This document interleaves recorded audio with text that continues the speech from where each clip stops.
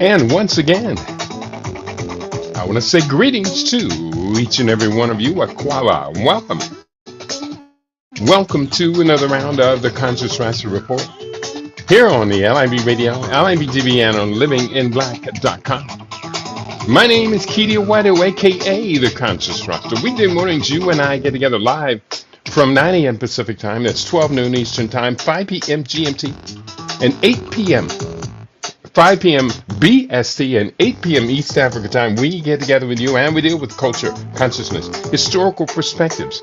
We deal with entertainment, economics, education, health, labor, law, politics, religion, family, conflict, future studies, all areas of human interactivity and development.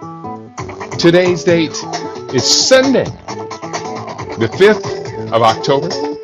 2025 in the Western calendar. This corresponds to the year 6266 in the calendar of ancient Kemet 2, which we have realigned our cultural clock. Welcome to the 7th millennium. You have found your family in a peaceful place here on LIB Radio, LIB TV, and livinginblack.com. Let me welcome to the stage. We have Baba Junius is in the house. Aquaba, I hope you are in great spirits today, my brother. Yes, I am, and ready to go. All right, let me welcome to the stage in his invisible cloak.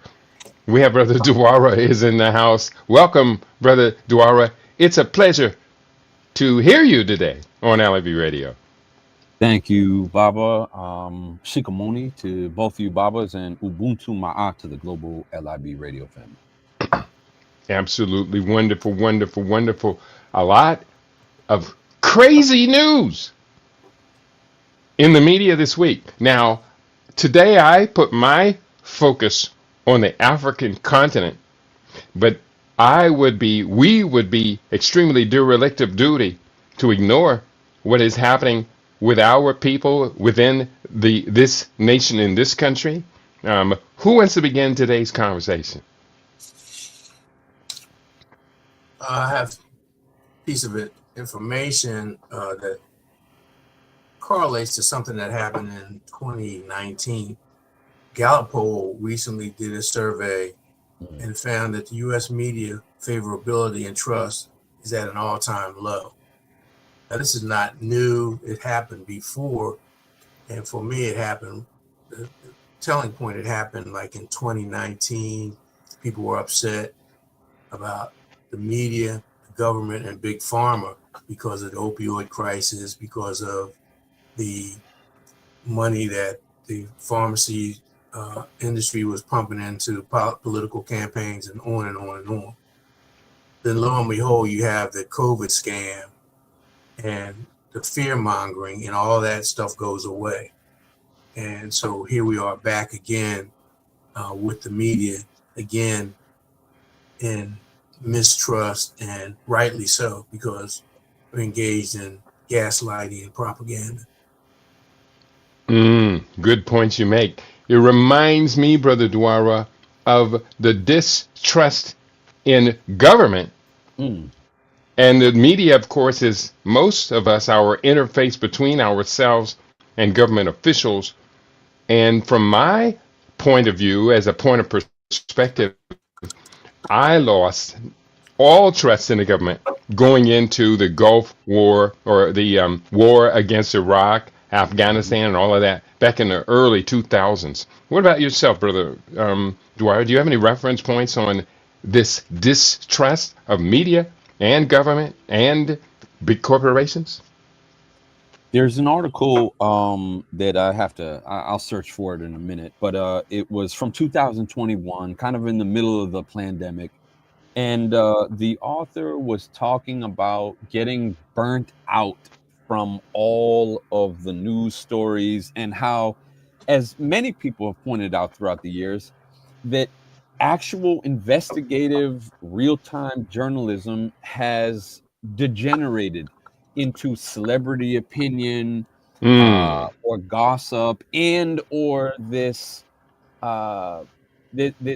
very well manicured, constructed narratives that are in lockstep with the White House and the government and the military and the intelligence agencies, etc. And so I can only help but to think of Operation Mockingbird, which is one of several uh, Mm-hmm. operations that really made it so that journalists and corporate controlled mass media journalists and newscasters were in lockstep with what the government and the military and again the intelligence agencies wanted for the real story to be. And we know too that oftentimes what is probably talked about behind closed doors, the exact opposite is what oftentimes gets reported in the mainstream news media. I think the assassination of Charlie Kirk, love him, hate him, like him, dislike him. Uh, Outside of that, I think we can all agree that the official narrative is looking to be not like what really has transpired in the background. Mm-hmm.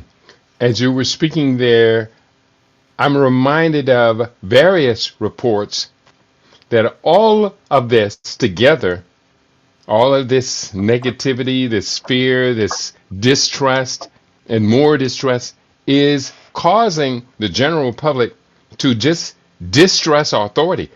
Mother, brother Baba Junius, is this moving us towards anarchy? Well, if by anarchy you mean a collapse, you mean an institutional collapse, if you mean psychological dysfunction, if you mean planned and deliberately designed helplessness, hopelessness, yes. Mm-hmm. I did mean all of the above. You articulated that very well, Baba Junius. Do you wish to expand on that some more? Well, what we're seeing is a psyop. The media Mm-hmm. is working in collusion with the government and the corporate entities and special groups to create a fake reality.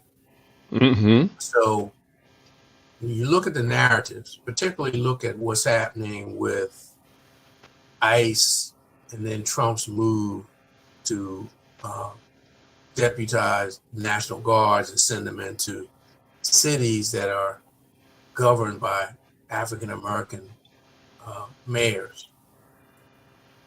This can go down primarily because it's the other. The ICE raids are directed against immigrants, most of whom have some degree of melanin in them. So Mm-hmm. quite naturally, white folks are, well, yeah, good, get rid of them. This is a major problem. And as an aside, when there have been times when there were economic troubles, particularly in the 19th century onward, one of the culprits was all the fingers were pointed and the scapegoats were always immigrants. Mm-hmm. So that the people who are running the PSYOP, they know that because that's part of the history. The other thing is the PSYOP is getting us ready for boots on the ground and troops in the cities. And it's under Mm-hmm. the guise of always national security, public safety, et cetera, when in fact, a lot of this is patently illegal, particularly when you have situations where neither the governor, the mayor, or any government officials, commissioners, or anything like that have requested the presence of the troops. Then you have to look at Trump's own FBI statistics are saying that violent crime is declining. So if you're asking yourself, okay, what's the real reason for this? And the real reason is the setup, like I said, is preparing people for a police state. Now, when you dig deeper into what's happening with ICE, you find out that ICE is using Palantir, which is a surveillance and data collection, analyzing program and system. They're using facial recognition on some of these people. That's how they're going after them. And all of this is a precursor to Big Brother on steroid. And once you're seeing what's going on, it's not going to be stopped. It's pedal to the metal behind all those billionaires that had dinner with Trump a couple of weeks ago. And you're seeing the consolidation of media that's going on now that we talked about a couple of weeks ago with the Ellison family. And see how they're moving to replace the dollar with these digital currencies and with this social conformity system. Most people are totally unaware of all this, and if they're aware of segments of it, they don't see the whole picture. And that's why I'm saying it's a psyop. We're being set up, and the outcome is not going to go well. And you have also part of the problem. You have this cult figure, the MAGAites, who think that Trump is on their side, when in fact all of his actions are in direct opposition to the interests of the American people. For real. And I'll give you an example. His tariffs, again, are hurting U.S. farmers. And they're in the process of bailing them out, just like they did during his first term when his currency war, trade wars, lost them big business with the Chinese, with the soybeans and some of the other products. So this is what's going on. It's a psyop. It's designed to alter our perceptions of reality and prepare us for pacification. And that's one of the goals of a psyop operation. PSYOP, MK Ultra, mind control operations. It's all adding up, and we did see this evolve during our lifetime. Are we going to pass this on to our children and future generations, if there are any future generations to pass them on to?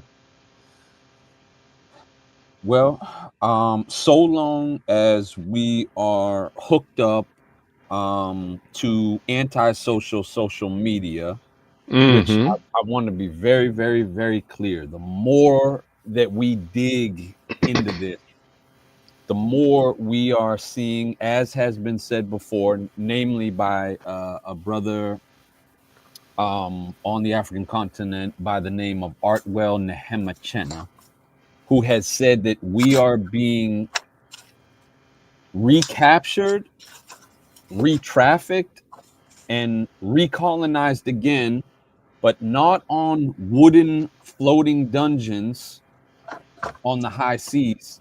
No. This time we are being marched onto digital floating dungeons, digital death vessels. And so we see this push to capture the young generation's minds in these devices, in these algorithms, in these systems. And then if we go a little bit deeper, we see that not only are these social media devices and platforms, etc., services, not only are they advocating violence, and I have an article on this, at exorbitant rates, and exposing children to violence and pornography and other type of nihilistic, Marxist type of anything goes thinking, anarchy would be another word. We're also seeing this nihilistic mentality as a result of this social engineering. And so let us not conflate human interaction, in-person, person-to-person interaction, which I will classify in African terms as Ubuntu, and the opposite of that, which is the illusion of a social connection but in that you are looking in the eyes of a screen and in the eyes of a camera instead of in the eyes of another human being. So I say all that to say that yes, we will continue to pass this down unless we start creating Kujichagulia villages and or communities that are trying to preserve what it really means to be human. They're trying to preserve Ubuntu, nature-centered, communal, in-person, person-to-person relationships. Wow. Yeah, you unloaded a mouthful there. I can't disagree with not one single word that you said. Let me welcome in our listening audience today. First of all, we have For Africa One is checking in from the UK. Welcome to the conversation today. Hotep Mastermind panel, she says, and to the global LIB family, Brother Shabaka checking in. Greetings, Mastermind panel and LIB family. I'm always happy to be a part of this circle. Well, we're happy that you are with us, Brother Shabaka. And everybody out there who is in the house today, where are you at? Where are you listening from? I'm behind that hat, my dad would say. Where are you listening from? We welcome you to the conversation. For Africa One checking in, UK is using, quote, immigration crises, unquote, to introduce digital ID cards. That's something you've been talking about, Bob Junius. Yeah, and we're going to see more and more of it. The UK, along with Canada, are also introducing euthanasia. Mm-hmm.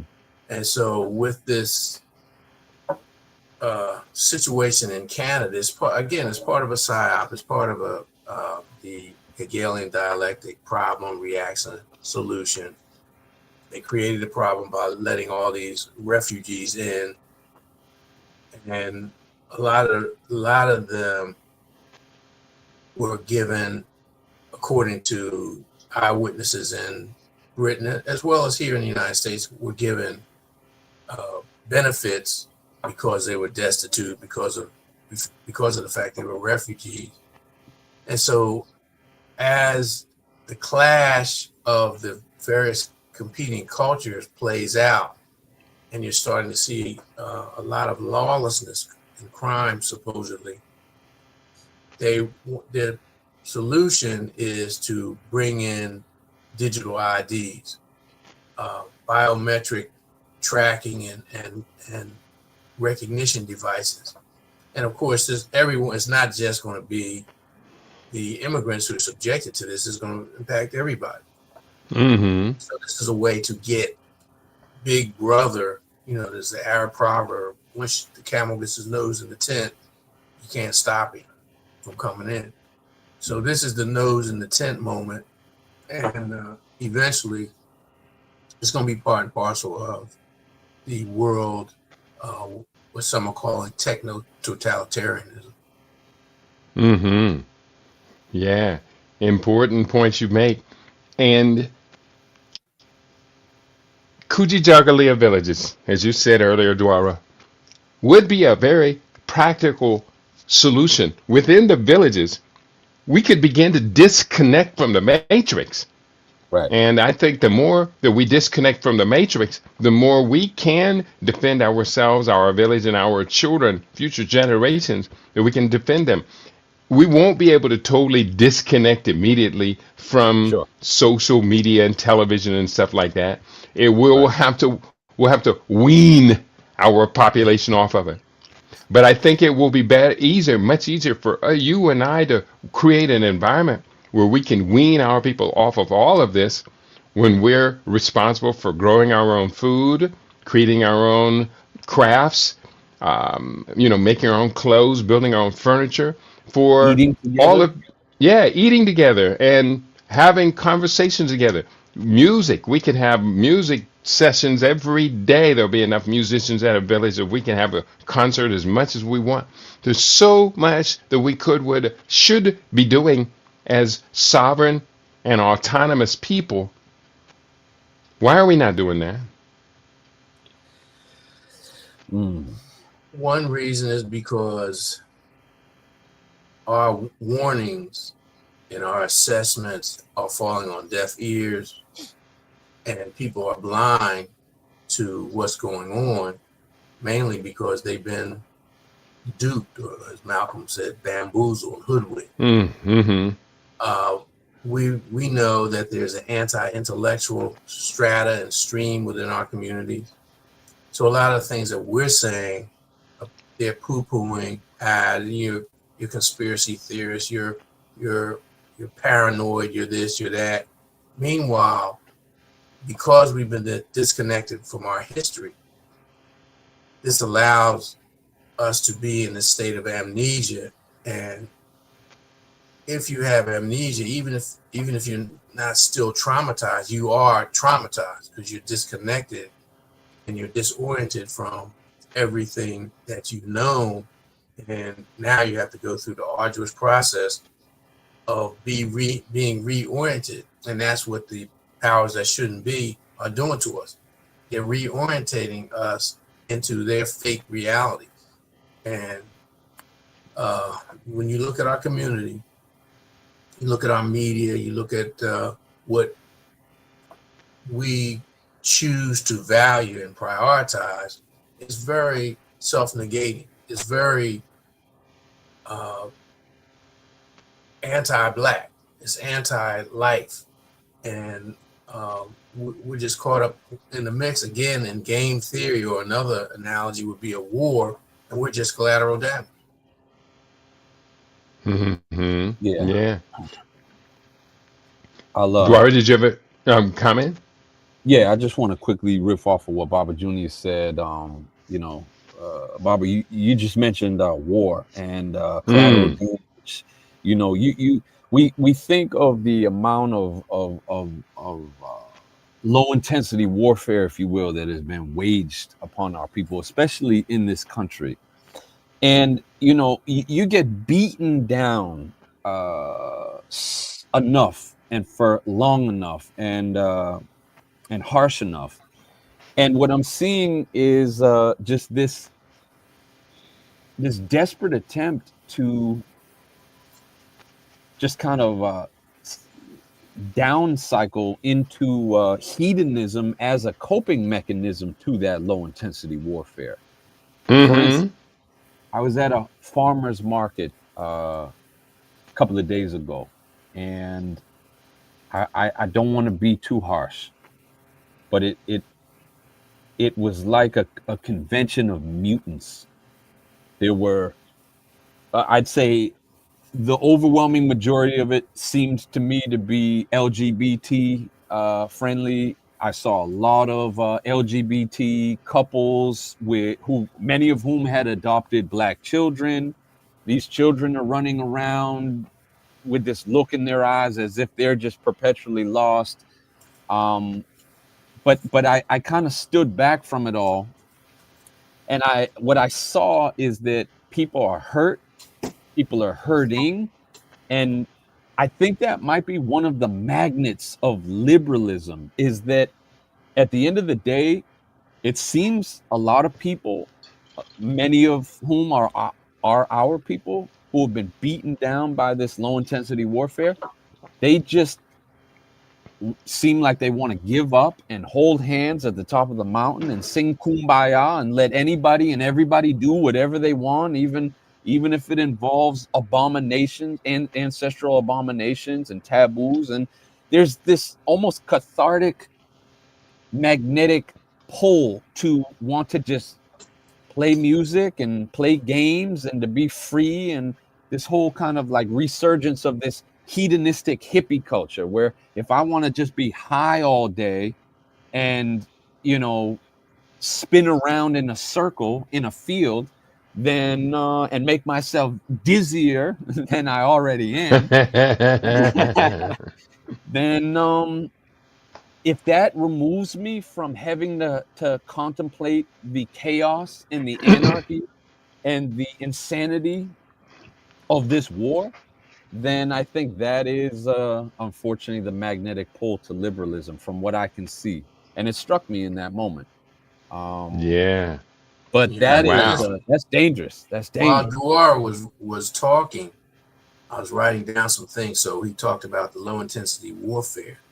Mm-hmm. Under that, I put microaggressions.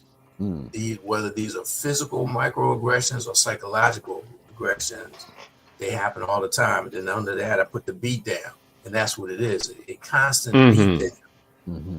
where it is the most insidious part of it is subtle. It's happening. We know it's happening, but at the same time, it's like beyond our conscious awareness because they're microaggressions. And our maladaptive responses are escapism. And that's Yes. exactly Mm-hmm. what Duar was talking about. All those behaviors and all those responses are escapism, their attempts to find distractions, and all of that forms this maladaptive response that you could lump into mental health, the decline of mental health Exactly. in this country. And I just did an article on brain fog, and we're starting to see results that the COVID shots are attacking all the major organs. Of course, one of the major organs is the brain, and we're starting to Mm-hmm. see what is being termed brain fog, lack of clarity, lack of being able to focus, can't find the right words, depression, anxiety, and a sense of disorientation. And again, it gets back to mental health, or what Brother Bobby Wright called menticide, the deliberate destruction of people's minds. Mm. Very important. There is a comment from Queen Mother Kashiba in the chat. She writes, moments before your program started, there was a commercial or PSA advertising ICE, Immigration Customs Enforcement, also promoting a $50,000 reward to citizens to help in capturing these, quote, criminal elements, unquote. I saw within the last day or two that ICE is apparently on a campaign to hire 150,000 ICE agents, and they're talking about a sign-up bonus of $50,000 to sign up, and also they would erase college debt and other things. Is the Trump administration attempting to essentially, it wouldn't be because they are, of course, government officials, it wouldn't be raise a mercenary army, but are we seeing ICE being built up for as a place for war vets who are white males to go in and find economic security for as long as this thing lasts? In our market, there are PSAs encouraging people to sign up, but it's directed at the police. They're encouraging police to leave that job and sign up for ICE. So again, it's part of a PSYOP, part of a movement for pacification, and the whole piece of where these guys are operating in mass. What does that remind you of? It reminds me of what does that remind me of? It reminds me of they're building a private army. Yeah, Nazi reminds us of the Nazi era yeah, where that's my point. they aligned all of these militant forces.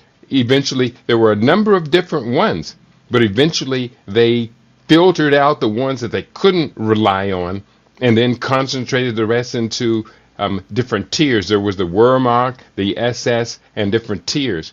But it reminds me of what happened in Germany 100 years ago. Exactly. And you had the party thugs who went around enforcing their attacks on the communists and certain other groups in German society.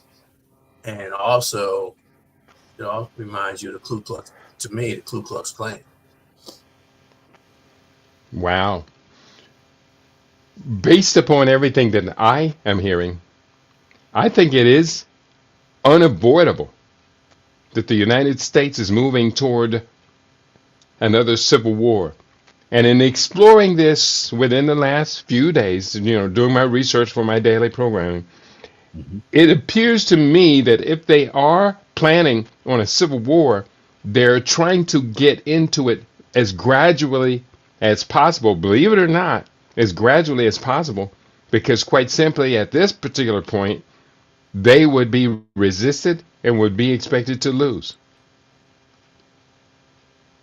But it would be a bloody conflict after which China would stand at the pinnacle of world power.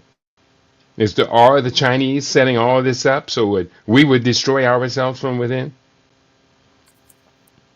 Well, all empires, and let's say all Western empire, because we really don't know the dynamics of the African empires that well. But all the Western empires declined because of internal rot. And Mm. a lot of this is because of policy. A lot of this is because of greed. A lot of this is it's a determined effort to take down the United States, to destroy it from Mm-hmm. within by forces who have their own agenda. So that's my take on it. And they are succeeding quite rapidly. Now, I look at some ultra right media. Mm-hmm. They are upset. And I think that, as we talked about last several weeks, the Charlie Kirk murder is playing into this. It's part and parcel of the pushing people toward social disintegration, just like the George Floyd incident was used by certain factions to do the exact same thing.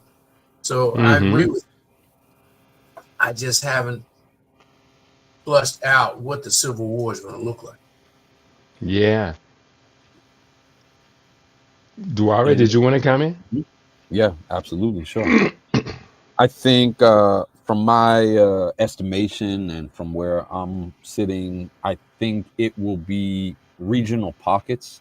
For instance, if you pay attention to what's going on in Portland, combined both what went on during Black Lives Matter and the Wall of Mothers, and the Antifa activity there recently with nightly attacks on the different on the ICE facility there in Portland, combined with the fact that it's interesting, Bob Junius, you mentioned these PSAs or these hiring campaigns trying to convince police to join ICE.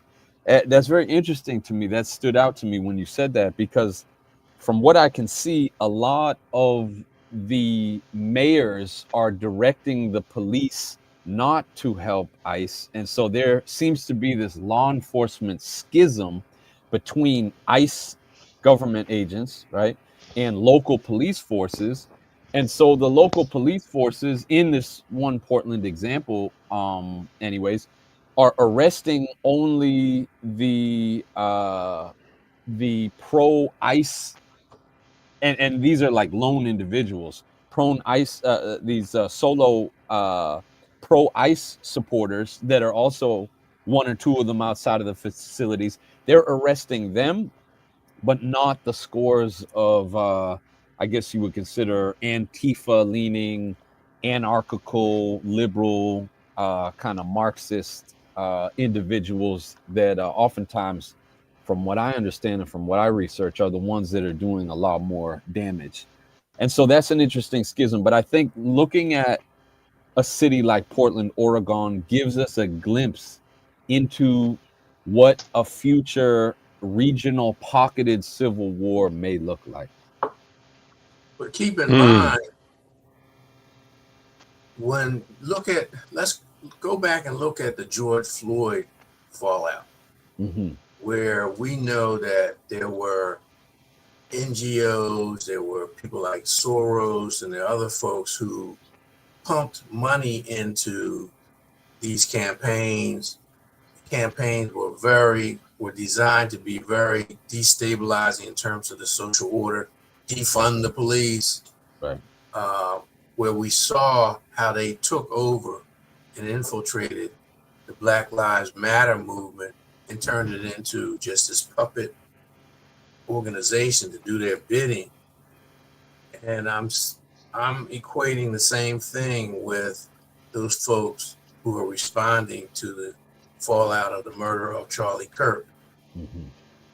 They, in order to make this happen, they have to find a place and they have to make it happen. So you have Antifa, you have Portland at the extreme end of the left wing situation. Right. This allows Trump to send in ICE agents, and the optics, where you have a schism. So you have the people who are opposed to what ICE is doing, they're being used.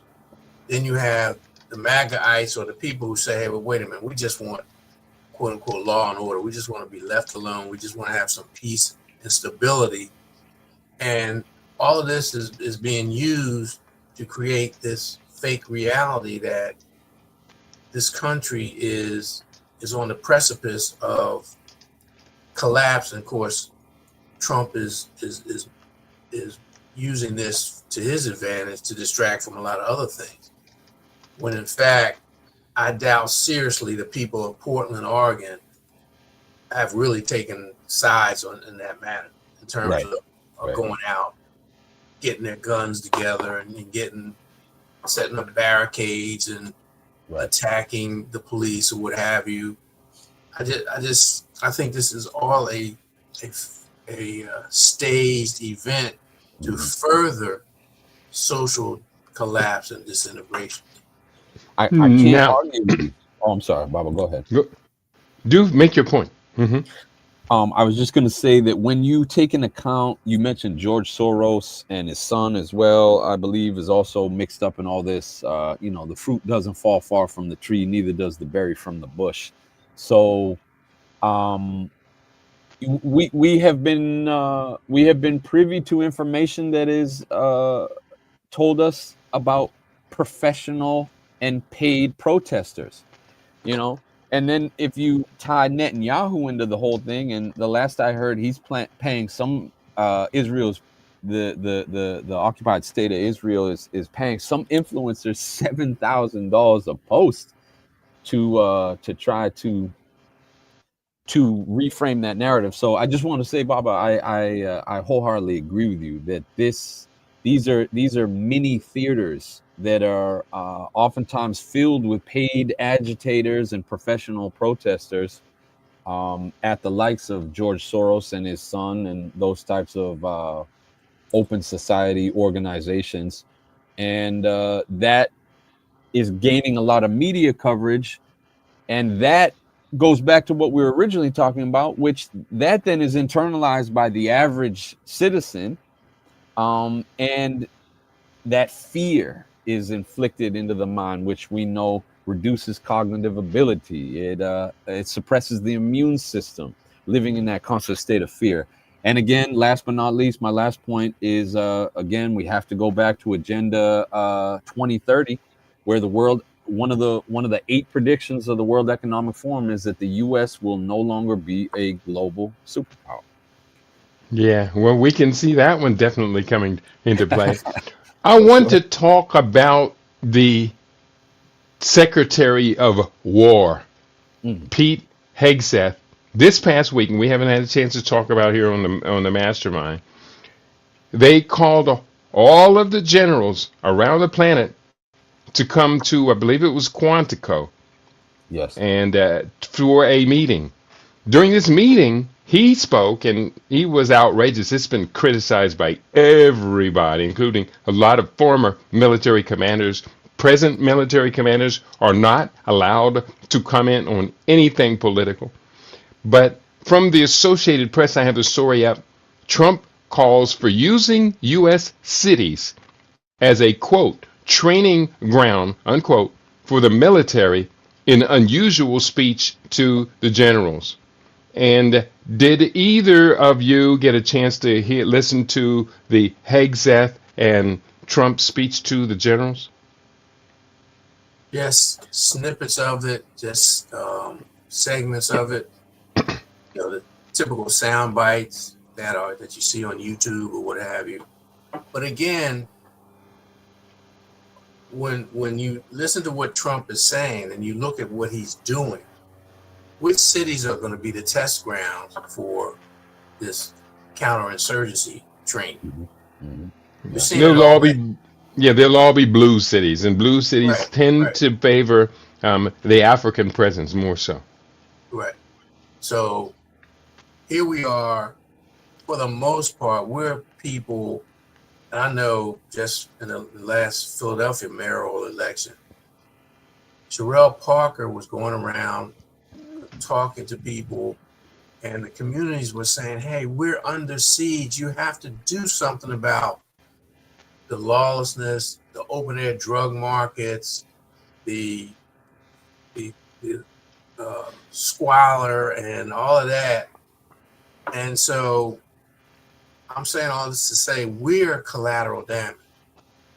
There are no really revolutionary movements going on in the United States akin to what happened in the 60s and 70s, Right. with the Black consciousness, Black power, self-determination movements. Those things, if they exist, they're underground. So Trump and his people and his acolytes and his flunkies are making these arbitrary decisions. And like you said, Keedy, they're going to be focused on us. Mm-hmm. People who, like Duara said, when you take the situation that Duara laid out about the maladaptive responses, we're no threat to the government in terms of movement trying to mobilize them to attack ICE or to attack the government. It's basically, again, it's these maladaptive responses to oppression, this low intensity warfare against us. It's just that we're not attacking, we haven't identified the perpetrators, and we're not attacking them, not even defending ourselves. Well, the attacks from the resistance have begun. Today's headline, it's multiple, appearing all over the place. From Fox News is reporting it, Associated Press, Al Jazeera. The attacks on ICE officers' facilities in the U.S., is it rising? They're asking the question. So then again, ICE is as aggressive as you and I could never have imagined it. People are now starting to fight back. There's a video of reported attack in Chicago as the ICE raids continue there, with the Chicago people using their automobiles as a buffer to get at the ICE agents. And from my understanding, one woman was shot in that incident. I don't know much more than that. But if Trump is saying use the cities as military training ground, and he's actually deploying the troops in various cities, is this thing scaling up into the next civil war? Yes. Well, before you answer the question, sorry, did the mayor of Chicago request backup from the National Guard, the deputization of National Guard people? In this, no, as far as I'm aware, no. It was absolutely the opposite. They're trying to get the courts to stop the National Guard from coming in or being taken over by federal agents. Okay, so again, this makes the conflict even more intense. You have the resistance is being dealt with in the courts, as opposed to this organic uprising of the people, and not just attacking the ICE, but say going to attack the FBI or some other federal agency, or going down to Washington, D.C., or going attacking their congressperson or having a mass demonstration. We can see this once we start looking at it, we start scrutinizing it and dissecting it. We can see it for what it is. It's a psyop. It's a false flag pressure point type situation where they hope that they can generate more fallout and more chaos. Yeah. Planned chaos is how I put it in referencing to the book Rap, Hip Hop, and the New World Order. So, are we inevitably bound on this track? Well, It's not of our decision. Well, have you seen any other people in the media analyzing it and presenting it like we are? Because I have. I have done my best to tune into it. I did find a number of videos on social media of former Department of Defense officials and former generals and these other people, even including from there was what was the guy's name? Former Secretary of Defense Panetta, I think was his name. Yeah, Resisting, Leon Panetta. They are giving the eloquent arguments from the safe ex officials and Democrats. They're giving the eloquent conference to it. But for me, it's unsatisfactory because I don't think that they're being as honest as they could be. I think that they're telling us far less than they actually know about how the opposition is organizing itself. And excuse me, the opposition, according to Trump and Hegseth, is not holding anything back from the public. Yeah, but when I say or are they? I'm talking about our people, organic resistance in those towns and cities where this stuff is happening. Where are black leaders? Where are black grassroots folks? What are they saying? The only city where I can find people of African ascendance openly resisting, is Jackson, Mississippi, where the son of the former hero. I can't forget. Chokwe Lumumba's son. Chokwe Lumumba. I can see resistance there, and I'm really quite proud of it. Maybe I can do a better job of tuning into that resistance and amplifying that voice.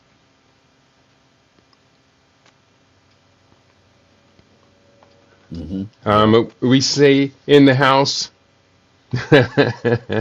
we have Queen Mother Kasiba writes, O Jeffrey, wherefore art thou?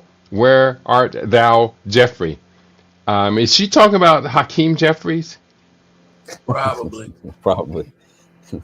Well, Hakeem Jeffries is right where his AIPAC controllers want him to be right now. He's lashing out against the Trump administration, but he won't say a word about AIPAC. Well, that's the third rail. That would be the kiss of death. Remember what happened to David Hilliard and Cynthia McKinney. Yeah. Oh, Jeffrey. Or oh, even Jeffrey. Where? Those people up your way, Duar, what was the lady up your way that AIPAC ran against that paid the money for her opponents and stuffed a lot of campaign contributions in her campaign, or the lady from St. Louis. I forgot them, but those are classic examples of how when you touch the third rail, you get zapped. Right. The other thing I wanted to introduce is I saw a very interesting interview. I just put it up in the private chat. It was on Redacted. Now, they had a retired colonel, female colonel on there. And, it was supposed to really kind of be about, is Tyler Robinson a CIA patsy? And, Colonel Watkins exposes the CIA's intel blueprint and Charlie Kirk's murder. But when you listen to it, it's very interesting. She specifically highlights a lot of Black history in that interview. And one thing that stood out that she mentioned is that intelligence agencies, including the military and the CIA, right, use something called the strategy of tension. And that essentially is kind of a fancy word for divide and conquer. And so I think that's the other thing that we have to pay attention to here is Republican Democrat. That's one schism. Immigrant ICE, right? That's another schism. Then we can go further in some cities, like we mentioned, ICE and local law enforcement. That's another schism. And so Palestine and Israel, that's another schism. Ukraine and Russia. So it really reminded me that it's important for us to pay attention, not necessarily to who is next to us, but to who is on top of both of us. And that may provide some insight for our people as to what this whole psyop and false flags are about, which Baba Junius mentioned just a minute ago. And so by kind of not only, we always talk about that hard, fast rule of follow the money. That'll give you some information. And then on the other hand, that other key, though, is looking at that strategy of tension, looking at who are being pitted against each other, by who and for what reason. And it all seems to be coming down to, like we mentioned, this fomenting this anarcho tyranny, internal chaos and combustion that is only going to serve who? Those unelected global billionaire class elitists who want a one world government. Mm-hmm. That makes sense because they know that absent this, just like with the Project for a New America said, absent a Pearl Harbor type event, the American people are not going to gravitate toward their agenda. Right. And it's the same thing. That's why they use COVID. That's why they're using these things to, again, undermine the social order. Now, a lot of us would be glad to see the collapse of a fascistic United States. The question is, what's going to replace it? What and how? Where will we fit in this, given that they have not given up their goal to wipe us out or to totally pacify us? And by the way, pacification takes many forms. Mm-hmm. Yeah, they could put us in FEMA camps, but also pacification is making us so sick and so feeble physically and psychologically that we don't offer any resistance whatsoever. And that's exactly what I saw in the farmers market, is a prime example of many of our people just giving in to this kumbaya notion of, can't we just all get along, and this malaise. You talk, Baba Junius, about being in a stupor. That's exactly what I saw, is just a glazed eyed stupor, where I'll just kind of do whatever I want so long as it benefits me, and it feels good. And there's a magnetic freedom in that. And I think that's why that has caught on so much amongst our people, personally. Mm-hmm. We are live and direct. We welcome your comments. Queen Mother Katsiba in the house. She's correcting me. It wasn't Hakeem Jeffries she was talking about. She was talking about, no, where is Jeffrey Epstein? Where has he gone to? Well, from my understanding, Jeffrey Epstein went to hell. If there is a hell, and that is a questionable concept, we can discuss that or we can leave it alone. But Jeffrey Epstein would definitely go to hell. But then the question arises, what happened to Jeffrey Epstein's name in the media? And Trump never did fulfill his promise to release the Epstein files in whole. It Yeah, didn't but happen. see, It's probably not going to happen. yeah, but you just your last comment just presaged what I was going to say. He makes all these promises. Remember, lock her up. Remember, drain the swamp. Right. All these, he makes all these bombastic promises, these grandiose, Mm-hmm. and never delivers on any of them. Yeah. And the things that he does, he's like Wile E. Coyote. Stuff just blows up in his face. And ending the Russia-Ukraine war within 1 day. Yeah, or looking at he's going to bring peace in Gaza. Look at his definition of peace in Gaza. Look at what's going on here. Mm. And again, a psyop where it's part and parcel of a menticide, it's part and parcel of the omni war or the omnicide that's going on against humanity that you wrote about in your book, Keedy. Look at his solution for Gaza, and then look at how he turns around and says, I should have the Nobel Peace Prize, but he launched an unnecessary and illegal attack against Iran, not to mention all these other places, Yemen and some of these other places that his fingerprints are all over. Mm-hmm. And people are just walking around in a daze like, oh, well, yeah.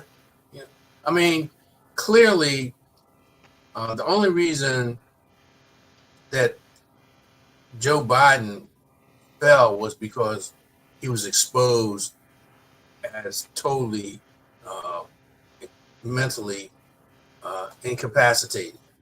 But if you look at Mm-hmm. what Trump says and look at his behavior and the statements he makes, yes, he was always like that, but he's getting worse. He's sick too, seriously. Yeah, I mean, the nation in and of itself is sick, and That's so true. That's true. But this is induced. This is menticide. mm-hmm. And the challenge that we have is we're looking at a person who is supposedly the most powerful individual on the world. That's his mantra. And look at the stuff that he's doing that impacts the health, safety, and welfare of this nation, as Mm-hmm. well as his influence on the world stage, which is quite troubling. Yeah, quite troubling. I do agree. On the Rumble chat, I do see Nguvu has joined us. He says, Sawubona, great show. I'm listening from North Carolina. And I'm looking in the YouTube chat. I see Stray Godzilla is in the house. He's also listening in from North Carolina. So I hope you two know each other. He says the human race is getting farmed. That's the end game. We can think logically. They have to follow the script. And he did correct me on that. Hakeem Jeffries, I said, and Queen Mother was talking about Jeffrey Epstein. He said, black people minding their own business? Question mark. There's a gray area between being pacified and something surreal. That's an interesting point. Being pacified, minding our own business, and being surreal. It's like this is all a false reality, a false narrative. What's it called? A virtual reality. But that's a part of when you look at how they think. It's important. Remember, what's the brother on the Falcon Forum? He would always tell us we have to think like a wolf. And when Was we that Brother think Keith? Brother Keith, Mm-hmm. when we think like the wolf, we think and process like Yorugu. Keep in mind the technology has advanced and it is advancing at a rapid clip. Mm-hmm. So surreality is a form of pacification because they put us in this fake reality, this virtual fake reality, and it's taking us away from our own.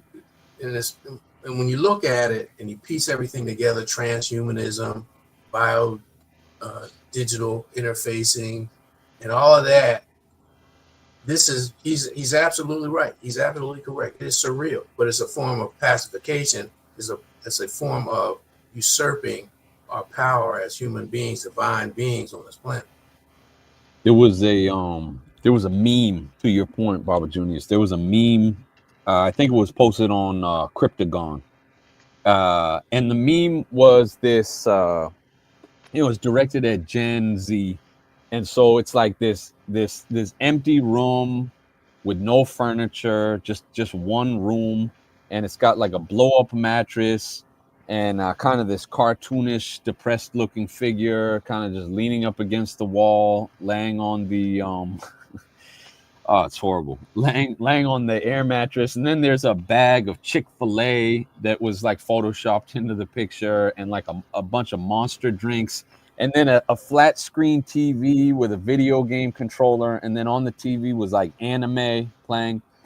And I think this was separate from the article, but someone was arguing that video games are exactly that. They are a surreal alternative reality that so many young people just fall completely into. And I'll say that the anime is the same thing. You notice when you talk to young people, they're always asking you, well, at least in my experience, they're always asking me, have you seen this anime? And I let them know I don't watch TV. I prefer to read and, blah, blah, blah. But anime has really taken over, and that's another universe that our young people have really just fallen into. And these shows, these movies, the binging these Netflix series and these anime shows and these video games, this and social media arguably as well, all of these things are exactly that you mentioned, and that Stray Godzilla mentions. They are alternative realities that people are opting into instead of dealing with real life. Instead of dealing with the real. That makes great sense. Good, very eloquent statement. Very well stated. Queen Mother. Yes. If you're not aware of anime, then obviously you're not aware of the conventions that they had. Oh, sure. And the cosplay. Several years ago, my wife and I were going to this affair at a hotel. Uh-huh. And we're walking past the lobby into the direction where the room where our event was. We saw these people in the lobby. We saw all these people because they have this a building that's adjacent to the hotel where they have large events. Mm-hmm. They were having an anime convention. And all these young people were dressed up in costumes and all that. And I had no idea what they were. And I started looking at the literature. It was one of those anime conventions. Wow. And I mean, it's huge. This stuff is huge. I think they call it cosplay, and there's something called a furry. What isn't Tyler Robinson's boyfriend? Weren't they calling him a furry? And isn't that what's coming next? Is I'm not a human species, but maybe I'm a feline, and so now I'm gonna sue your establishment because you didn't leave a bowl of milk out for me when I came in. Good God Almighty! One more. It's getting crazy around here. We do have one more story I want to relate before we take a pivot and turn to our African continent. Nguvu writes, the commander-in-chief lies and nicknames it the truth. I think he's trying to provoke Venezuela into a war so that it can justify an invasion. It appears to be that. But like so many of Donald Trump's promises or intentions or whatever, his whims, I don't think he's thought it out very, very well. While I would never say openly that I would support Venezuela in such a conflict, I would never say that openly. I do say that in the notion of peace, in the direction of peace and prosperity for everyone on the planet, going to war against Venezuela is I didn't cuss. I almost let it out. Is a very bad idea. It's stupid. I can't say it without cussing, so I just say it's not a good idea. Okay, Your but thoughts? where is the scrutiny from the media about this? Why aren't they tearing his rationale apart? Why aren't There they is a taking little into bit. the There is next a level? little bit of resistance in the media, but it's woefully inadequate. I agree with you. Now, how can they? So, was one person I did see one response to it, and the person was saying it's insane because everybody knows that the CIA controls the global drug trade. To which Mm-hmm. I say the CIA and the banksters, because it's the banksters, the big banks that launder the money. So his whole justification is that he's going after the narco terrorists, which is preposterous. Right. You know, so he's going to wage. See, we've gotten to the point. This is a classic example because we've been desensitized by Gaza, where you go and collectively punish a whole group of people as a rationale to go against some quote unquote terrorists, Hamas, who were created by the Israelis in the first place. But Mm-hmm. that's a whole nother picture. Mm-hmm. But again, we're not thinking critically, we're not thinking logically, we're not tearing down and scrutinizing their arguments for what they're doing and for their behavior. So in effect, we're complicit to it. You know what comes to mind is Jamaica and Norman Manley and the CIA invasion of Jamaica and the CIA operations in Jamaica, because Jamaica, they felt, was a threat to quote unquote national security because it was leaning more towards Cuban socialism. And Right. so Mm-hmm. Venezuela, ever since who was it, Chavez? Yeah. Hugo Chavez. Yeah. Yeah, I mean, when you look at how prosperous Venezuela was becoming, Mm-hmm. and how they had their ducks in order, it's just almost like also IT as well, where every time there's a little bit of progress, the U.S. comes in and just lays waste to what they deem as a quote unquote threat. And And if you look also, at when you mentioned Chavez, you also look at Gaddafi.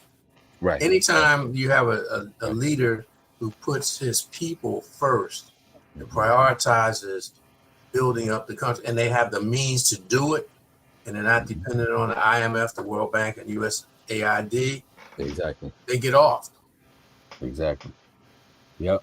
Magufuli, Yep. Yep. Sankara, Traore, Lumumba, Cabral. Yeah, the list is long. Well, where can we intervene? Where can we stop it all? Queen Mother Kaziba in the House writes, Dr. Ericana is taking hundreds of Africans from America to Burkina Faso in late October. The government is concerned about security, and they should be. So, no citizenship now for African Americans. They are offering permanent residence for those who wish to go to Burkina Faso. Um, I think that Dr. Ericana Chimburu Kwao is on to something quite quite important. We want to make sure we're on to something solid because we as Afri-Americans, we tend to be a little bit flirty, flighty, and unreliable. We can't seem to focus, kind of like Donald Trump, can't seem to focus on any one given thing until we get the job done. Nonetheless, I am not taking anything at all away from Dr. Ericana and the hundreds, if not 1,000 or more people that she's expected to accompany for their first visit to Burkina Faso. I say. Well, that she's to be commended for just attempting something of that magnitude. I knew I would participated in the dessert club and with Helen and Mm-hmm. Ali, where we would take hundreds of young people to Kemet, and just knowing how that happened. And I was familiar with Reggie Walker and his, I think it was called Frontiers program, where he took a smaller group of young people to Africa. And it was all part of a development, social development, where they both groups had to raise their own money. So I don't Mm-hmm. know how she's doing it. I don't know how the sister that you're referring to is doing this, but she's to be commended for doing it. And also, my question is, because I have personal stake in it, I just reapplied for my passport. How is the shutdown going to impact that? You know, people trying to get their passports and things like that. Great point. And I mean, I get That's a very good point you made. progress. They're telling me that they sent the material out, they received it such and such a date, they sent it out such and such, and you know, for me to get back to them if my documents don't come back or whatever. Mm-hmm. Good point you make. This government shutdown is going to block a whole bunch of our organizing efforts. We don't know how long it's going to last. They did shut down. What was the longest? I think they shut down for 2 weeks at one point. Yeah, I So, just saw something today. It was like 18 days or something like that. okay. And Yeah, well, this 2019, I think it was. Uh-huh. And now that was at a time when we had presumably a rational leader. Or no, that was under Trump No, too. That was the irrational leader who has become now even more irrational, illogical. well, it doesn't matter, you know, whether it was Trump or Biden. You know, this whole mental illness, again, it's menticide, the deliberate destruction of a people. It's part and parcel, and keep saying this over and over again, the omnicide or the omni war that Right. is leveled against us. Mm-hmm. Well, if you don't mind, I'd like to pivot and take a turn to the African continent. I was able to find a number of stories from Uganda, South Africa, and a number of other countries. One story from Uganda: Uganda oil going online in 2026. There was a big oil find. This is entitled, "Let me assure you, oil money will never be used to," this is a quote from the president, "oil money will never be used to import whiskey, perfumes, or wigs. It will be used to build schools, roads, and electricity." Quote from the president, Museveni. Mm. I'm not necessarily convinced that Museveni is being frank with us because, quite simply, a whole bunch of the money in Uganda has been skimmed off the top. There was a new road built from the lake to the capital, and that road ended up doubling in its cost, and mainly because of corruption and skimming money off of there.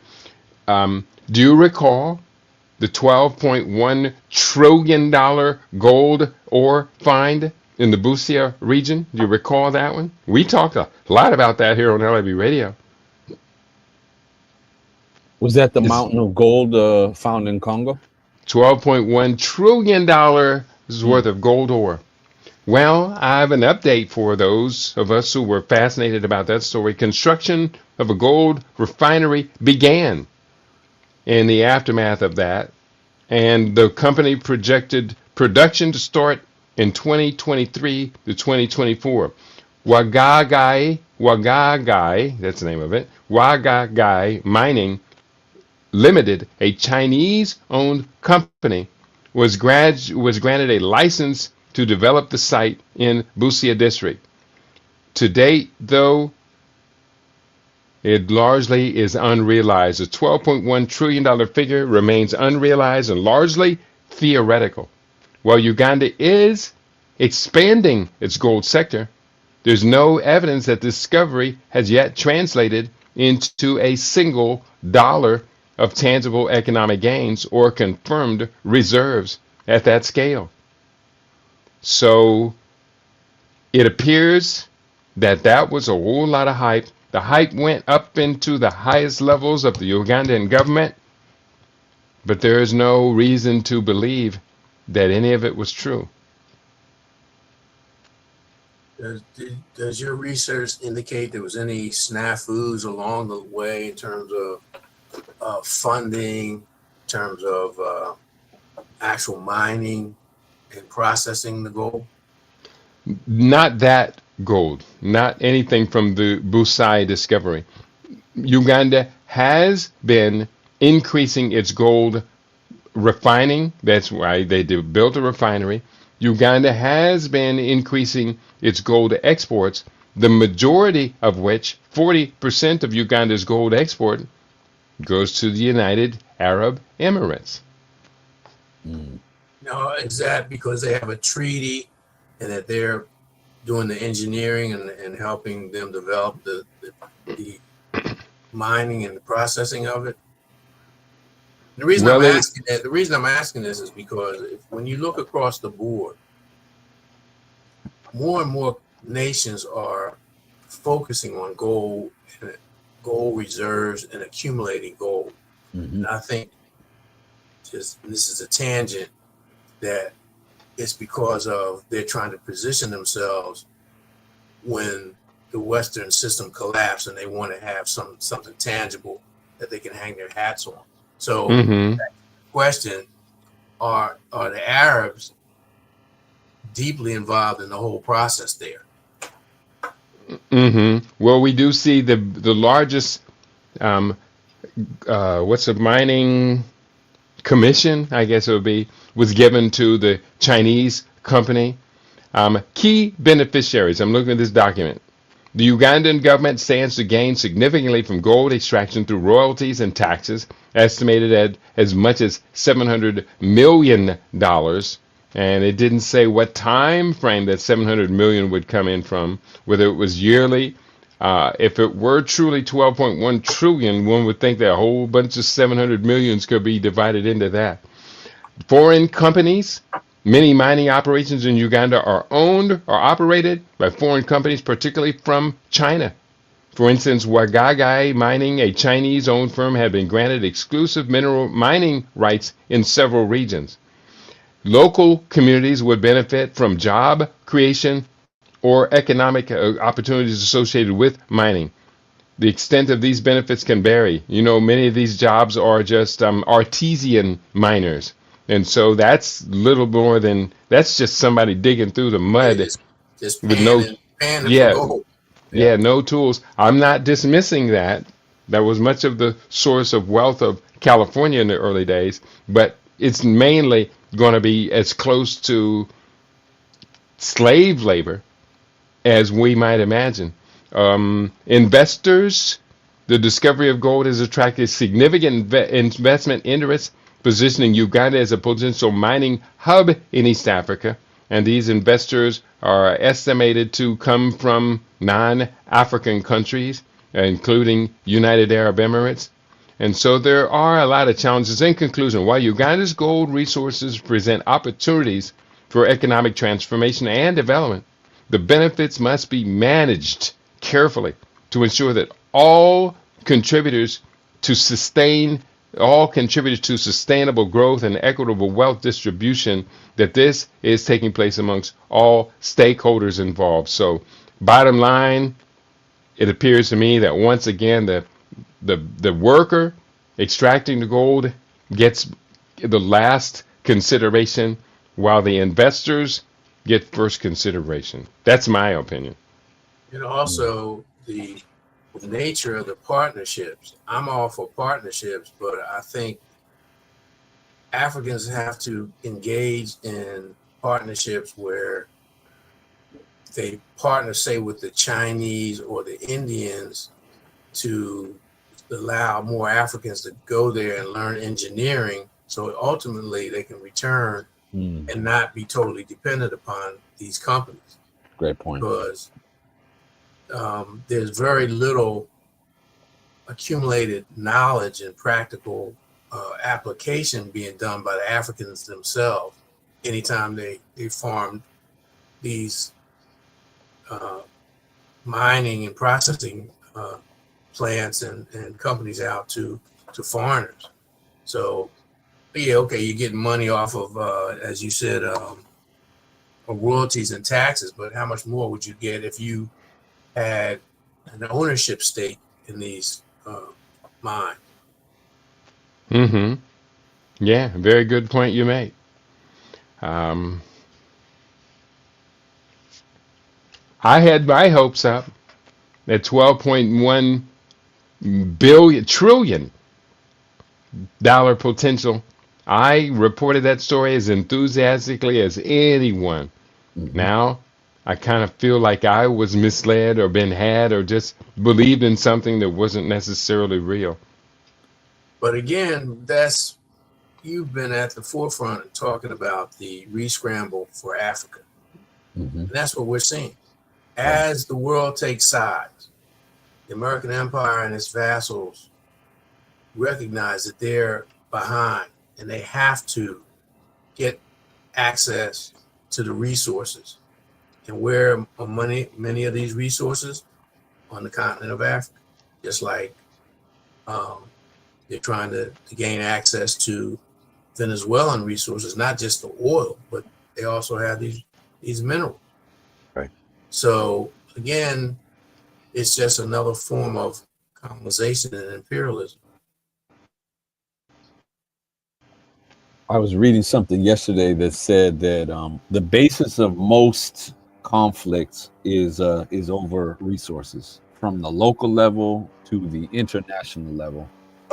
But the beautiful thing for us, anyways, is that we had indigenous traditional systems of conflict resolution and stuff like that. The problem is that the people that invaded the continent of Africa, they don't play by those rules, and so we have to figure something else out. Yeah, we do.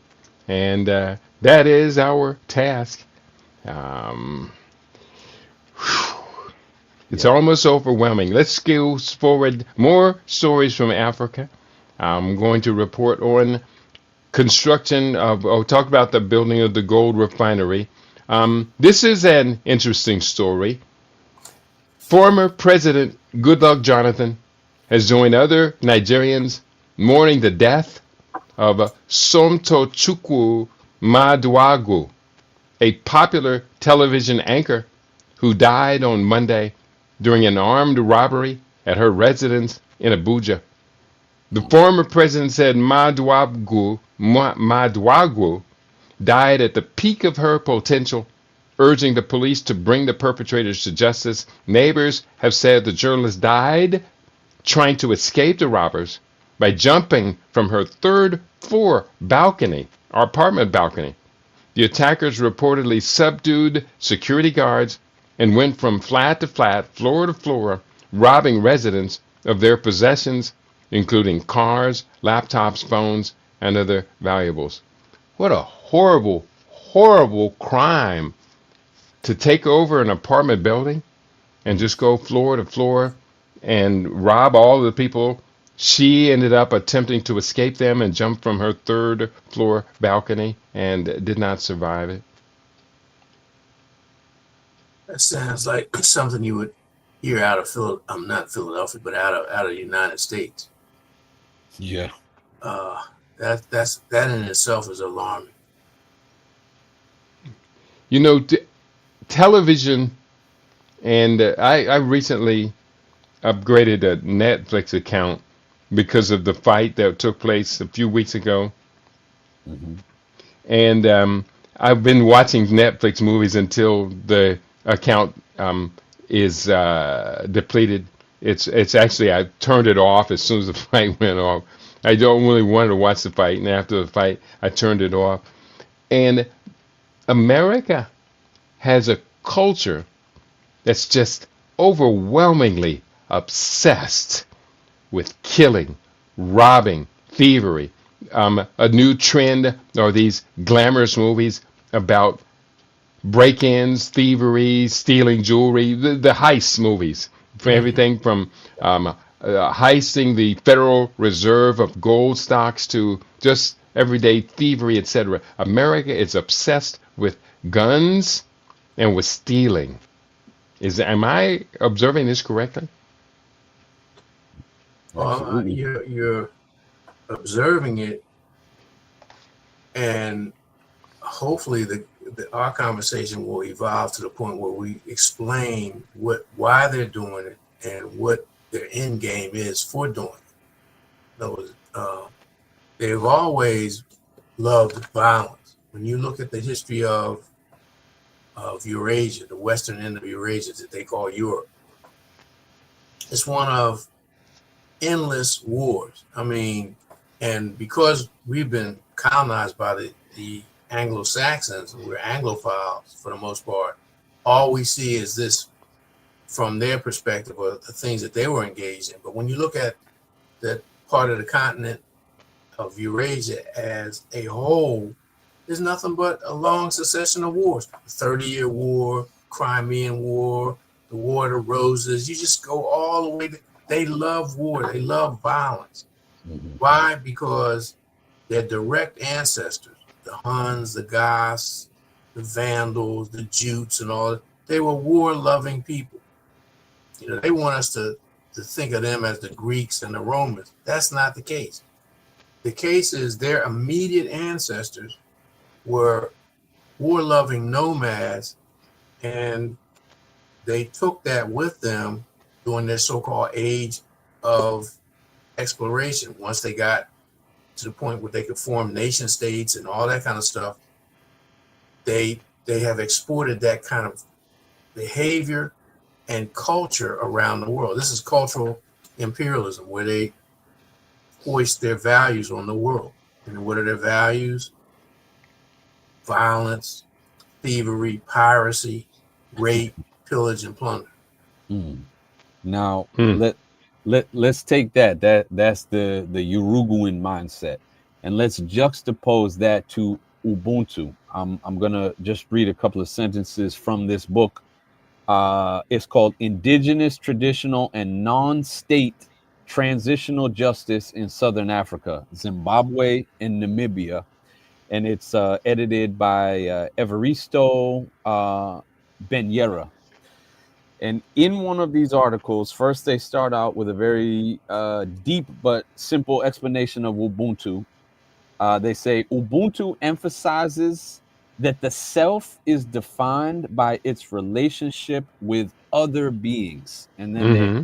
they extrapolate a little further to say happiness and fulfillment are found in relations between individuals. That is the exact dialectical opposite of the Uruguayan mindset, in which happiness and fulfillment seems to be achieved through the destruction, not the relationship, but the destruction between human beings and individuals. But going further, and again, this is the really deep part. They talk about Ubuntu having to do with reciprocity and reconciliation. That is ma'at, that is justice, as a major foundational part of Ubuntu. And so, real quick, it says essentially, reconciliation is the beginning of cordial relations, trust, and willingness to talk to each other. This is accompanied by a mutual capacity to listen and readiness to take cautious risks. All of that takes a type of higher mind. All of that takes a spiritual disposition and worldview and outlook on life. So, really, when we talk about Urugu, we're talking about the child, the destructive child of the world, the self-aborted one, and its culture that can only seem to weaponize everything it gets its hand on. Even even something that creates life becomes a weapon of death and destruction. in that culture's hands. So I just wanted to give that juxtaposed uh, perspective between Urugu and the Eurasian way and the indigenous traditional African way. Well, keep in mind, you always remind us, you always emphasize that African people, because of our longevity on the planet, because of our spirituality, have addressed and for the most part solved all the quantum problems and issues that human beings could face. Mm. And I see. Urugu and Ma'at are outgrowths of this experience of solving human problems, because you just talked about reconciliation. When you talk about, look at Ma'at and what it means in its totality, African and Ma'atian justice is not punishment. It's reconciliation and restoration Right. to the other parts of Ma'at, which are harmony. And reciprocity just means a mutual responsibility to each other, which is part and parcel of Ubuntu. So we have not, because we've been disconnected from our African heritage, we think in terms of justice is an eye for an eye, tooth for tooth, blood for blood. That's the best they could come up with. And I'm saying all this to say that Jacob Carruthers coined the phrase African deep thought. And it's so disheartening that we do not grasp what that means. We're not willing to invest the time to look at that, to see how we can reestablish that.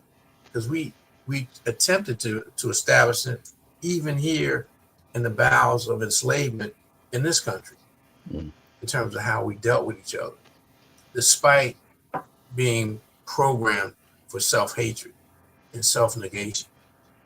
And so we have an obligation, and this is one of the things that we have to do as a medium, to bring this information to light, and for us to think about them, and to think about not just the conceptualizing of them, but also the application of them. The villages are nothing more than a practical application of all of it. Yeah.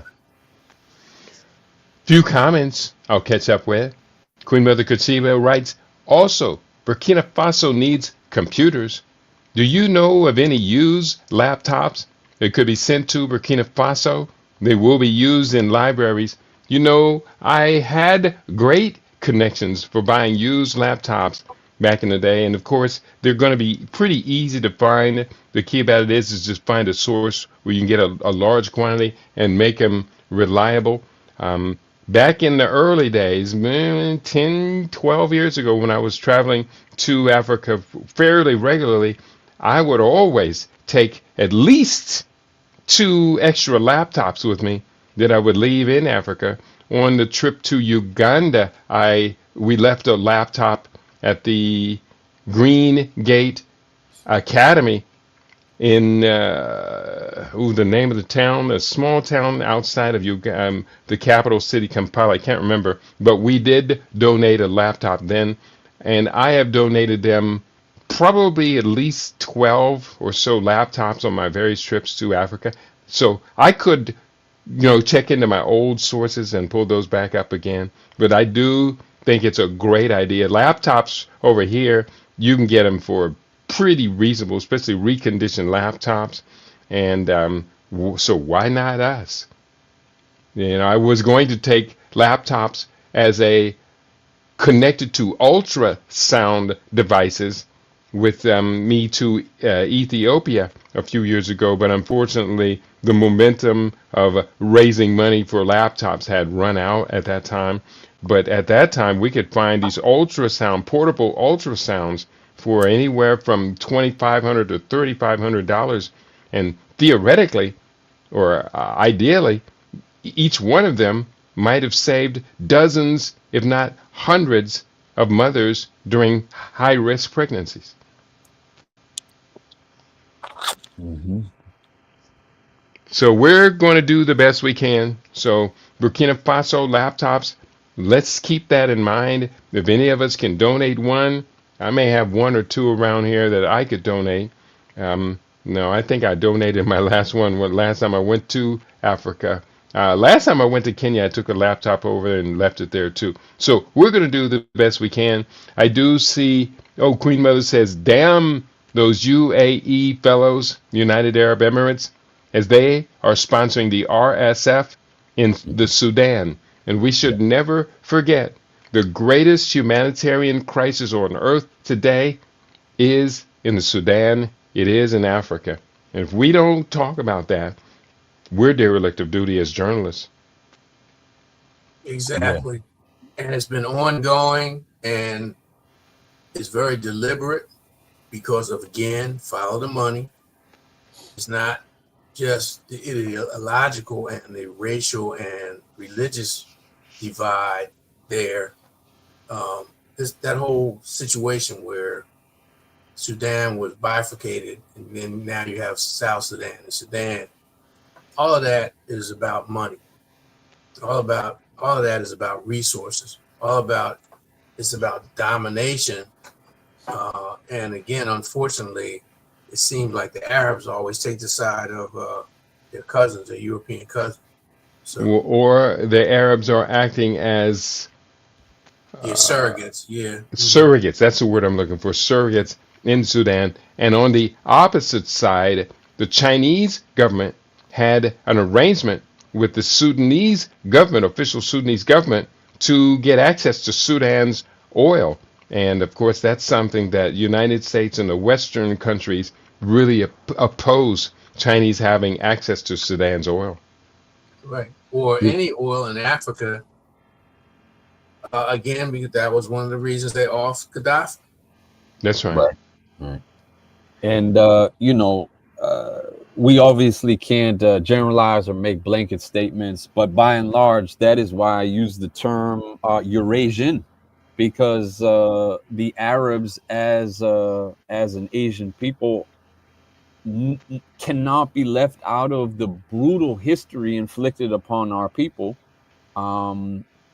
Perhaps even starting with the Kemetic incursions of the Hyksos and the Habaru and the Assyrians and those Indo-European Asiatic peoples that came in to Africa through the Delta and through the Sinai Peninsula. I just also in the private chat posted up a article from Covert Action magazine entitled "United Arab Emirates: A Cancer Spreading in Africa." Mm, very good, very good. I'll repost that if you don't mind. And I saw you had posted up one by Cryptogon. What was that about? That was the meme. That was the meme about. Let me pull that up real quick. The vanishing American dream: why young adults can't afford homes, families, or stability.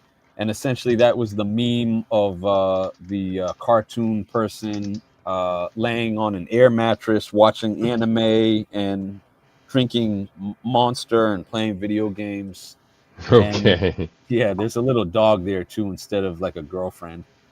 Or nowadays it'd probably be a little robot or something. Yeah, exactly. Exactly. All right. Um, Going forward, do we have any more stories from the continent that we can share? Anybody else have anything else? I saw something that um, the treaty or the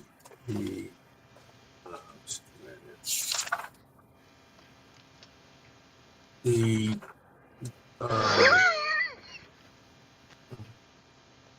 DRC and Rwanda agreement seems to be on hold. Something's going on that is precluding them from actively moving towards that agreement that was supposedly brokered by Donald Trump and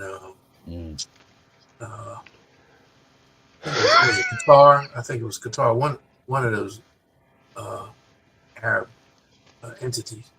So we need to follow up on that and see what's going on with that. Yeah, the undying, never-ending conflict that has crippled what should be Africa's most powerful economic state. Nigeria is powerful, South Africa is powerful, but the biggest prize on the planet is the Democratic Republic of the Congo. And so Hegelian dialectic is keeping the Congo in permanent crisis state. Is that a plan by the master manipulators, the top players of game theory on this planet, Yes. to keep Africa in a position to be exploited in the new scramble, Dwara? Yes, we talked about that several months ago. I had mentioned I believe a retired African American CIA officer who, in an interview, said that the U.S. would never let go of Congo because it is essentially a proxy zone where China, Russia, and the U.S. are all competing for those precious minerals, which, as we know and as we report all the time, are used in advanced, quote unquote, advanced destructive military technology. Wow. I can't disagree with any part of that. I only would ask the question, how could we, as Africans in America, how can we be motivated to step up and enter the game if we want reparations? I calculated what I thought reparations would cost in my 2016 book called The Repairing. And at that time, with interest at an annual cost of 5% per year, the cost was $23.57 trillion. The interest on that would have continued since the book came out. 9 more years of interest. But here's the thing. There's over $24 trillion of resources in the soils of the Democratic Republic of the Congo. While I do welcome and salute the demand for reparations, I don't think it's even possible that you're going to convince European enslaving powers to give us out and to settle the debt of 23 trillion, $24 trillion. I think it's theoretically impossible. But if we really wanted that much money to come from a specific place, it would be by developing, to the best of our abilities, developing the resources of the Democratic Republic of the Congo. As right now, the DRC exports, I think, up to $4 billion of natural mineral resources per year. That could be increased 100-fold, and that could last until the end of the 21st century. See, Why not do it? the hypocrisy about reparation when it comes to African people, they always shun it aside, they poo-poo it. Yet, when it comes to their interests, reparations is something that they push, whether it was reparations against Germany following World War One, whether reparations to Haiti for the French who wanted to recoup the losses of their territory and all of that. Mm-hmm. But again, don't dismiss the reparations United States has given and continues to give to Israel, although the United States had very little to do with the genocide, the Holocaust. I'm saying that reparations to get back to Dwara's reading and grasp of Ubuntu in my eye, it's a spiritual concept. Mhm. It's about Mm-hmm. restoration. It's about justice. It's about harmony, Mm-hmm. reconciliation. That's not on their mindset. So we'd have to lower our standards from that to something more practical that the Urugu could understand. And I don't think Mm-hmm. we're not in that position right now. I mean, Baba Kiti really called it. I I agree think completely. Baba Kiti, you called it a couple years ago. Do we even deserve reparations if we can't first give reparations to ourselves? This this victim mentality has I think weakened us in a way that was strategically done against our people. Mm-hmm. And I suspect that what keeps us trapped in this endless cycle of chasing our own tails and going nowhere is consumerism. In America, Yeah. the American public has been taught to treat consumerism as it were a quasi religion. African Americans have raised that status to God status. And also with consumerism, it buys into the Urugan notion of progress, modernity versus indigenous and aboriginal traditions, looking back, you know, Sankofa, that kind of thing. So we're in a we're engaged in an ideological and a spiritual war where the perceptions of millennia that of successful dealing with issues and challenges and problems versus a new way of thinking that is creating more and more problems around the world that is so horrendous. We're calling it omnivore and omnicide now. There was a an article. I'm trying to find it in the background. I haven't been able to locate it yet. It was on one of the alternative kind of media websites, like Zero Hedge or something like that. But it literally said that there's a very high percentage of young people in the U.S. who were polled as saying that they would go into debt in order to uh, basically materialistically make themselves look presentable and stylish. You know, it's almost like style over substance. Is that the mindset? And perhaps this goes back to Yuri Bezmenov, which we talked about last Sunday. Is this internal menticide, as you mentioned, Baba Junius, that has convinced our youth that going into debt in order to buy expensive materialistic name brand clothing is the logic nowadays, opposed to turning, to your point, Baba Kiti, turning towards Congo and seeing our family, our brothers and sisters there as networking partners, as business partners, Mm-hmm. as partners that are perhaps our greatest allies because they're family, That's right. extended family. If we could be convinced to put off the consumer consumption ideology for at least 1 decade, 2 decades, 3 decades, at least for the presumption of our generation, Baba Junius, because you and I are the baby boomers. If the baby boomers had not bought into consumption culture, we wouldn't have given it as a legacy to Gen X, Gen Y, the millennials, and future generations.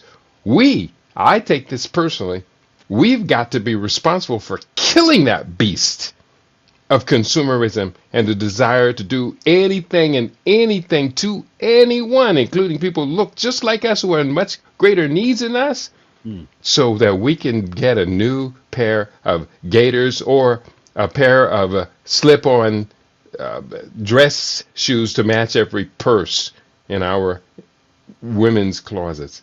I'm rambling a little bit, but it's getting me upset. There's a No, couple of stories I wanted to touch on that I did research in anticipation of today's show, and Queen Mother Kushiba reminds me of another one.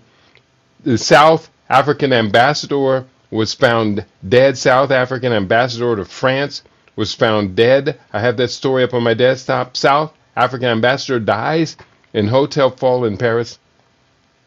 Police in Paris were searching for Mthithwa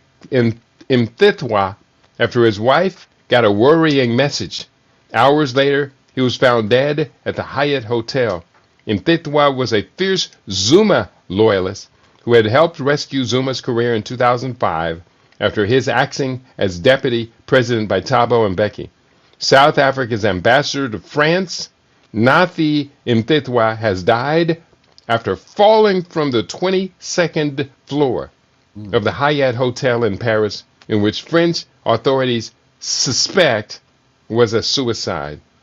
And I would say, I'm just going to cut some of this up, just one more paragraph.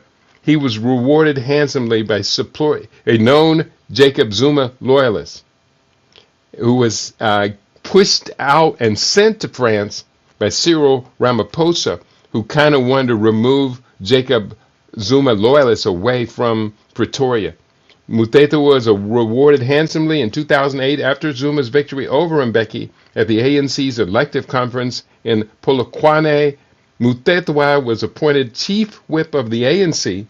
He later became Minister of Safety and Security under President Kgalema Motlanthe, and then President of Police under Zuma, and finally Minister of Arts and Culture and Sports before going to France as the ambassador. So it's a mystery. Anybody want to comment on what could possibly have happened to Ambassador Mthethwa? I know exactly what happened. It's not good to stay in a white man country too long. Yeah, or it's not good to be sent to a white man country. I say Muda Baruka. Yeah, Mutabaruka is so very correct. And then there's another story that we have to touch on from South Africa. Guilty. If you've been wondering what happened to Julius Malema, why did he just disappear all of a sudden? Well, it's because he's been in court for the better part of this year. Guilty. Malema could lose his party seat if jailed October 2, 2025. Should he be found guilty of charging, and he was found guilty, should he be sentenced to more than a year in prison, he would be removed as a minister of parliament under the Firearms Control Act.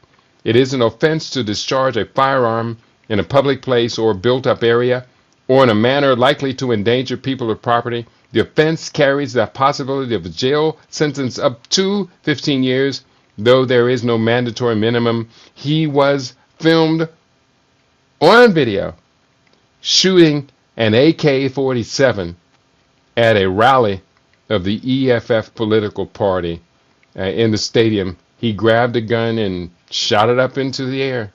It was a very foolish thing to do. He knew the law. He knew it'd get in trouble. He knew it was being filmed. I just don't think he thought that one all the way through. And the man who many of us had considered to be a bright, brilliant light for Africa's future is now sidelined himself through that irresponsible act. Any thoughts before we go and begin to close out today's show? We got about 6 or 7 minutes. If I could just quickly say on that note, the importance of the spiritual aspect. Many of us have mastered the political rhetoric. Many of us have mastered the hyper emotionalism. Many of us have mastered the reactionary responses and even the intellectual strategies needed.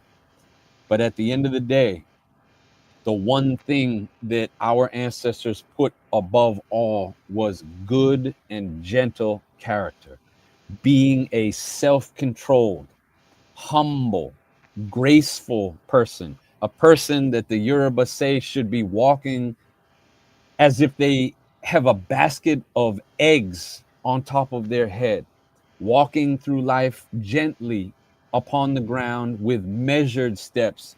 And so the one thing that we're seeing is a lot of hyper emotionalistic reactionaryism, and much of it is violent at that. And I don't necessarily mean just amongst our people, but amongst all people, especially in this nation and nations that are Eurocentric in nature or dominated by Eurasian culture.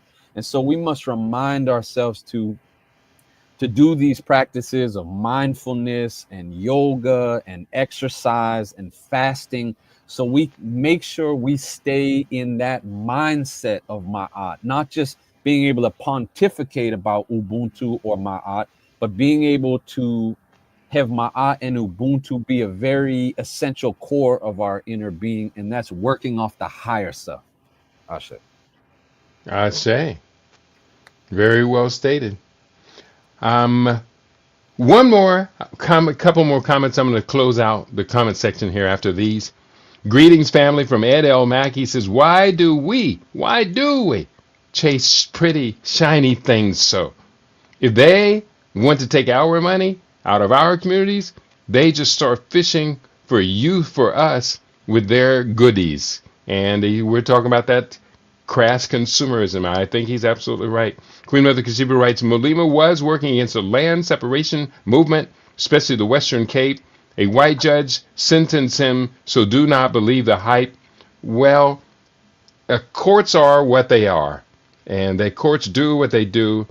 And let me ask you, Queen Mother, a yes or no. Did you get a chance to hear the show that I did last Monday here on LIB Radio on the no, it wasn't Monday. It was Thursday when I had scheduled my guests from South Africa. Very distinguished guests. And he unfortunately missed the first 40 minutes of the program he was supposed to be the guest on. But I laid out the case. Our understanding of the Western Cape secession movement is woefully, woefully undernourished, undermanaged. I laid out a very complex story, such as most people don't know that the majority group, not the majority, the largest ethnic group in the Western Cape region are the coloreds. And they're 40 between the coloreds and the blacks, and it's something I can't remember how they were figured together. Oh, it was the blacks in Johannesburg are 45% of that population. The coloreds 49% of that whole Western Cape population. And not Johannesburg, the blacks were 45% of Cape Town's population. So all in all, the idea that three white townships want to succeed from South Africa, it's a no-go. It's dead in the water. I almost couldn't find anything about it, anyone taking it seriously, except for these YouTube videos, which I made a video a week or two ago saying nearly all of them about Burkina Faso and now about the Western Cape were fake and phony or incomplete and only alarmist and hyperbole as opposed to what's really taking place on the ground. So if you're not going to get it from LIB Radio, or if it's not confirmed on LIB Radio, I suggest don't trust them at all. I know I'm kind of stepping out there, but who else is putting in the work? Who else is putting in this detailed work? There are so many fake YouTube sites for Africa right now. You guys know that. We talked about that before, didn't we? Mm-hmm. Yeah. Yeah. You're not going to find the cutting edge vanguard tip of the spear information. Very well researched. That's not to say that we don't make mistakes, but yes, we do. Mm-hmm. But we try to correct it, and everyone makes mistakes. But with that being said, now LIB, tip of the spear, vanguard from its inception. That's why I'm still here after 20 some odd years. Sure, that's why Baba Junius has been here for 20 some odd years. That's right. So the program was this past Thursday. I'll put up the link to it right now. It was entitled South Africa in the News Today with Dr. Sishaba Koapa, who is a professor at Mittersrand University in Johannesburg. And he does a whole lot of different things. He's really very powerful. He got his doctorate at Howard University. He was in exile from age 3 because his father was a member of the Pan African Congress. And so he took his family into exile at the age of 3. And therefore, Shaba and we met at Bowling Green State University, where he was undergoing his undergrad studies. And then he did invite me, and we got a chance to link up at Howard University, where he was pursuing his doctorate. He's very, very well qualified, and I hope that people do listen to what he has to say. But to be honest with him as well, he doesn't take that secessionist movement very seriously. And so where are my sources? Check out the video. I put up, you can go to my Facebook page. You will see a lot of the sources that I put up for that particular conference. And if you will hear me reference them throughout the video is 2 hours long. But unfortunately, the first 40 minutes, my guest wasn't with me. He just had a hard time connecting.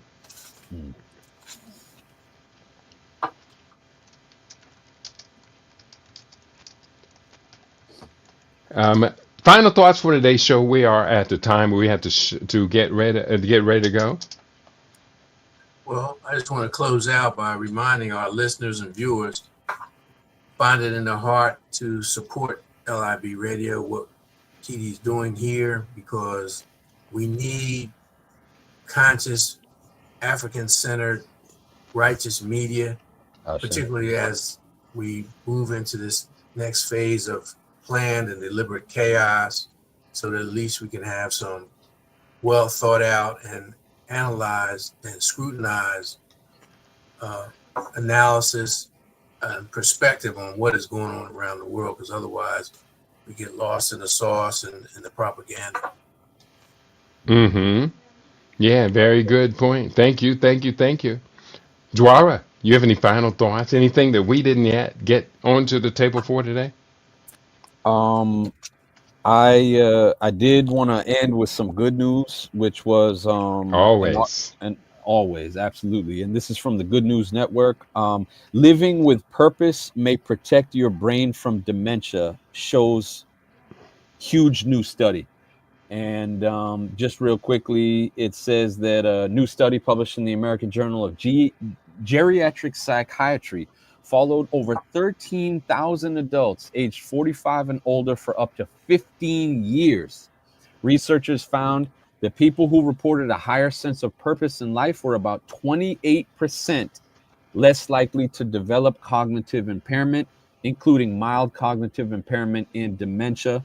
And then it goes on to cite a sense of purpose can include relationships, work or volunteering, spirituality or faith, personal goals, and helping others or acts of kindness. And so I thought that was a beautiful article reminding us of a very ancient and ancestral African thing, which is that all of us were born with a purpose, for a purpose, and that the first part of life really is to discover what that purpose is. And that's the importance of communalism. Awesome. And I just want to close with, I had a house full of beautiful African people, one non-African. He's one of my best friends here in Las Vegas. And we did our feast yesterday. And there were, 10 people or so shared in this feast, and it was spectacular. So I want to thank you all for coming through. I think I'm going to suspend the feast for the foreseeable future, even though people keep saying at the last moment, oh, don't stop it, I'll come next month. And then next month comes, and either they is or they ain't. But I'll send you guys a picture of what my plate looked like. It was spectacular. Please and do. I certainly did enjoy putting all of that food in my face. So it was really good. And that's part of that reaching out, being I positive, say, I creating a say. sharing, living, vibrant attitude by keeping people around that support us. We support each other. Hmm. Just a beautiful, beautiful thing that we do. And I try to do my best to encourage everybody to do it in your town once a Hmm. month. I say. Host a vegan feast. It could be a potluck, or in my case, I'm a chef, so I do all of the dishes. But do it, you will never regret it. I say. On that Yeah. note, I think we got it all in, didn't we, Baba Junis? I'm satisfied. We are satisfied. Ra is satisfied. So we're going to go forward. Thank you all for tuning in. I do see a couple more comments. We see Ja Madari in the house on YouTube. Greetings to you. Suspicious of any death of a black man in a position of authority. I am in the home of the North Carolina A&T State University. All right, all right. North Carolina is in the house. So on that note, thank you all for tuning And in before you today. go out, did you follow up on that piece that I mentioned last week about YouTube reinstating channels that they had censored? I tried to follow up and get a connection. I'll just have to call them by phone and follow up. I spent a better part of a day looking for a link or something from YouTube with that particular statement in it. And I did see other statements supporting exactly what you reported, but I couldn't connect with YouTube to ask them, please turn my channel back on, reinstate my AdSense, reinstate my 5,000 followers, and give me back my thousands of videos. I say. We Yeah, Fingers want crossed. it's a work in progress. we want justice. And Yes, we will indeed. stand for nothing less than whole and complete justice. And on that note, I want to thank you all for tuning in today. To your favorite, we aim to be your favorite. We are LIB Radio, LIB TV, livinginblack.com. And on that note, I guess we're out of here. If you want to support LIB Radio, you can make a Cash App donation, or I encourage you all to make a donation via our via our book market. So go to www.http://keedy.biz and click on the link there and get any book. Lot of books in that catalog. And that's one of the reasons I like doing the dinners, because I sell more books at my dinners than I do during the whole week sometimes on from Amazon and other sites. So we do appreciate, love all of you. You've been good to us. We're going to be good to you. What did Brothers Johnson say? I'll be good to you, good to you. You know what I'm talking about. Peace and prosperity to each and every one of you on your favorite. We aim to be your favorite. We are LIB Radio, LIB TV. We are living in black.com. Peace, y'all.